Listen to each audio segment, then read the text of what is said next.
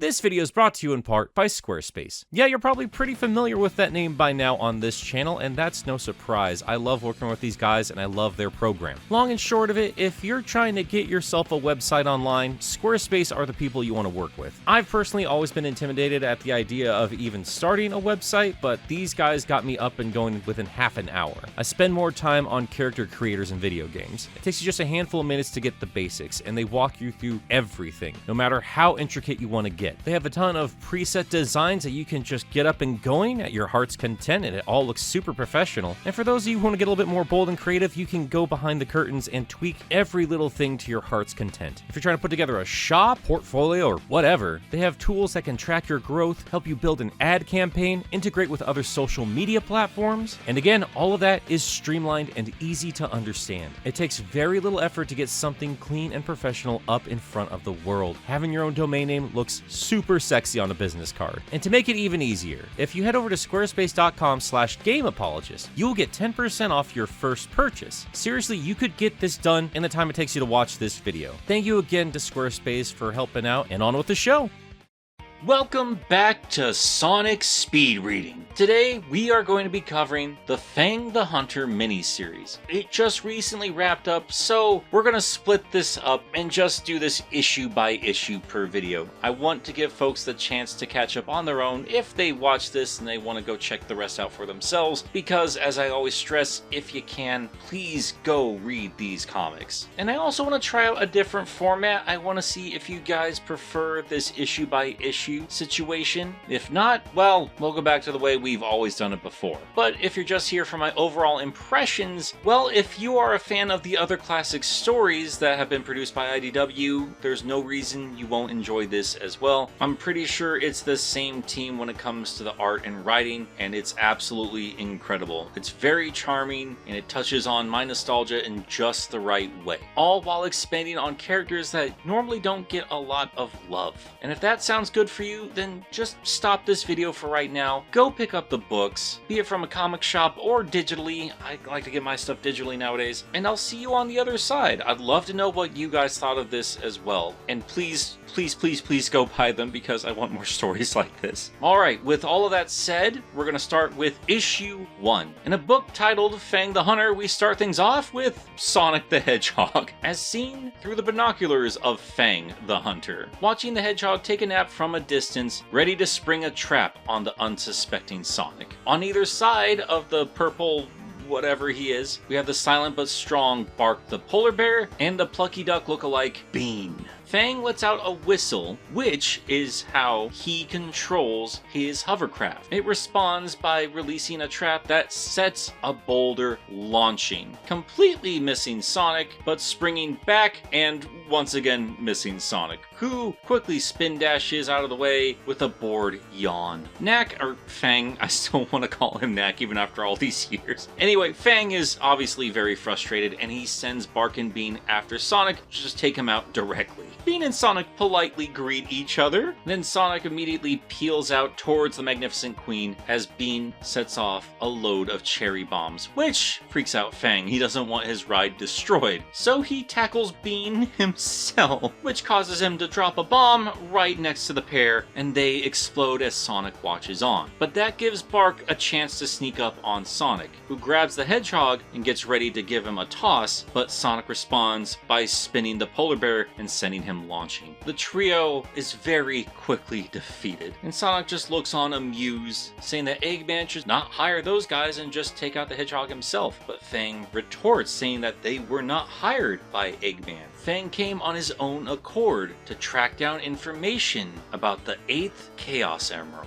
Now, of course, that's a lovely little reference to the 8 Emeralds in Sonic the Fighters. Obviously, 8 Emeralds is not canon, but that's a fun nod and a compelling story to lead off of for Fang. But of course, Sonic has no idea what he's talking about. He assumes that Fang means the Master Emerald, but no, Fang knows what that is, and he's not talking about that. But Fang, with a greedy glint in his eye, explains the Chaos Emeralds are fabled treasures from parts unknown. They have limitless power and they're super rare. Just getting their number and colors accurate has been a challenge across the ages. That, of course, is another joke about the old Sonic games, which had inconsistent emerald emerald colors for a good long while. But Sonic interrupts, saying that there are only 7 Chaos Emeralds. He knows he's got them all, repeatedly. Fang argues and Sonic's just frustrated, but still asks what this fabled 8th emerald is even supposed to look like. And according to Fang's sources, it's supposed to be orange or gold.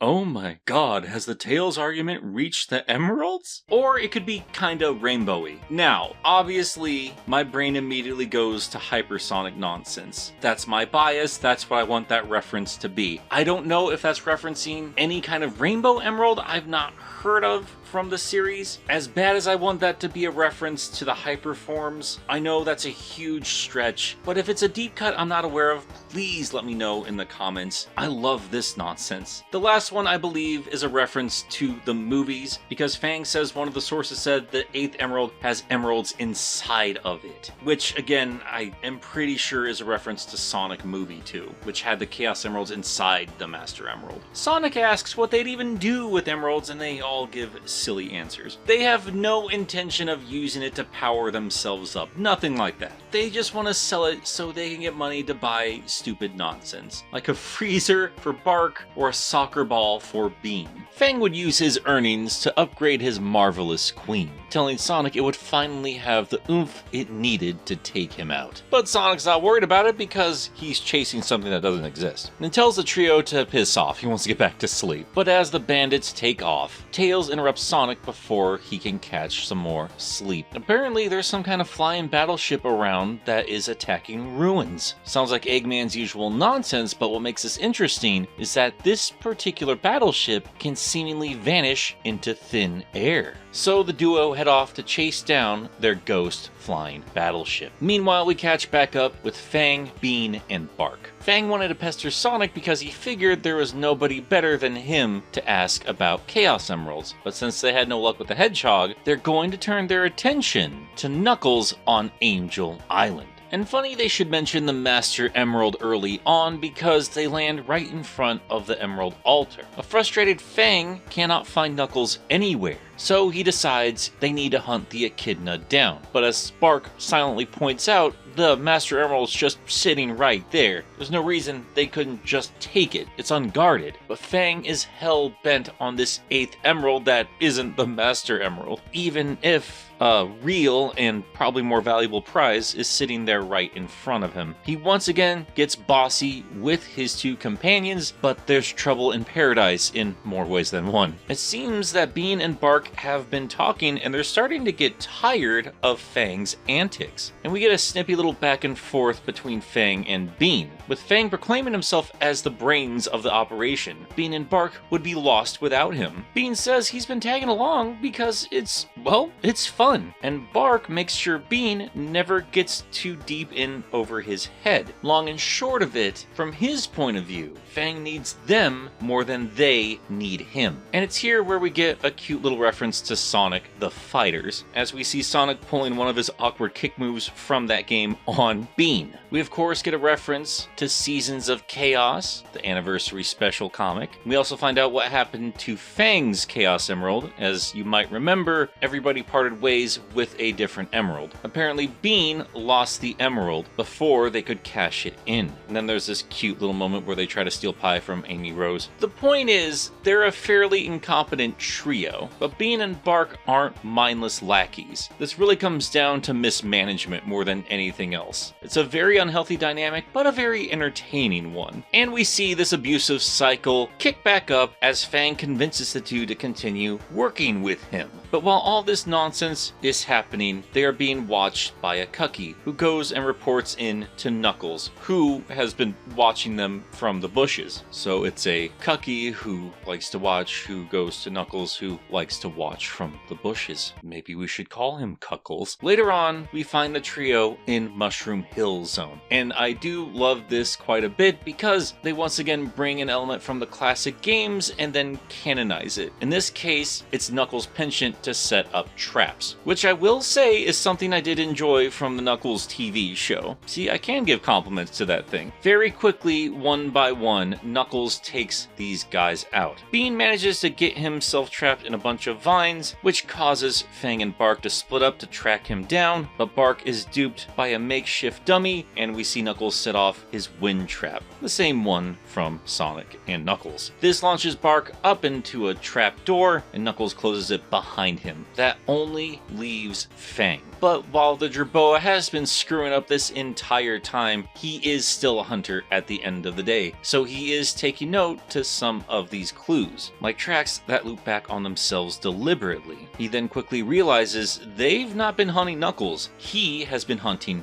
them. And I will give Fang this, it doesn't freak him out, he just doubles down. It's time to find out who the best hunter is. Real Hunter x Hunter situation. Or is it Hunter x Hunter? I've never figured out how I'm supposed to pronounce that. Either way, it's a good anime. And that is where issue 1 ends. And I gotta tell you, so far, so good. The art is beautiful, and it's great to see these versions of these characters. The classic stories don't come around all that often, and they always make a big fancy deal of them when they do. And since they don't come by too often, we also don't get a lot of time with the characters that are stuck in the classic era. So it's great to see Fang again, and not only that, it's great to see some proper screen time with him, Bean, and Bark. It's fun to see how these three interact with each other when they're not in the middle of a fight with one of the heroes. They keep it nice and simple, and they bring in a lot of classic gameplay elements. And yes, I know that is largely hitting on my nostalgia with my favorite video game of all time, but hey, I love seeing this stuff so naturally incorporated into this comic book. It was not something I got a whole lot as a kid, and the more modern renditions of the characters don't play around with the traps of Mushroom Hill Zone or things of that nature. But that's all I'm going to do for analysis for right now. I will be giving my thoughts after each issue, and then give my overall thoughts on the entire story once we wrap things up with part 4. But yeah, I gotta say, I'm intrigued. I enjoy following these specific characters. I've had a great time with every other classic era story from IDW, and this is going to prove to be the longest one yet. So I am hoping we get some interesting elements introduced in this mini-series.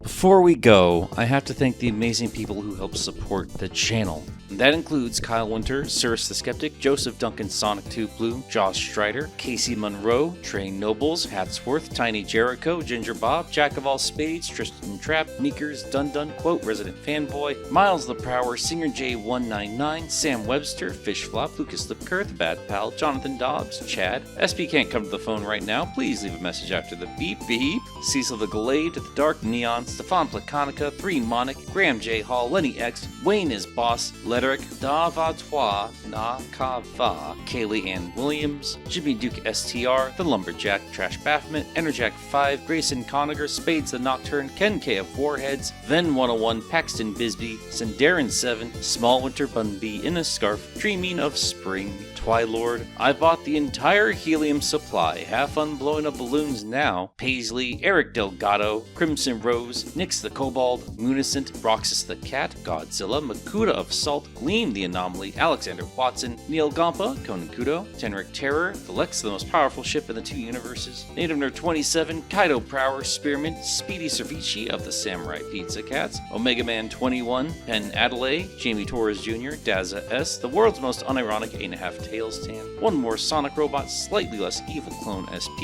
MT Mecha, Yasai, Gob, Charles the Green Dragon, Botan, here to remind everyone that manatees are awesome, the RSI, Radiant Starlight, and OhGreatGames.com. Once again, thank you guys so much for your support, and I'll catch you next time. Toot toot, Sonic Warriors!